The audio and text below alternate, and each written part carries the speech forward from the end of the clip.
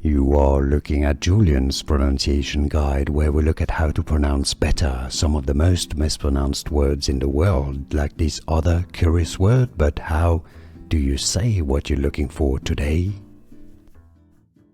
Let's learn a new word in French. How do you say shark? A shark, the animal, dangerous animal.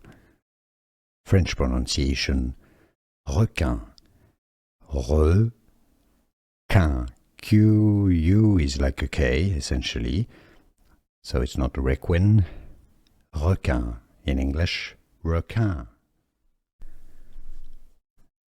Let's learn a new word in French. How do you say shark? A shark, the animal, dangerous animal. French pronunciation, requin. Requin. Q-U is like a K, essentially. So it's not requin. Requin. In English, requin. Here are more videos on how to pronounce more confusing words and names too many mispronounced. Like this video if you found it useful. I appreciate your support. I'll see you soon and thanks for watching.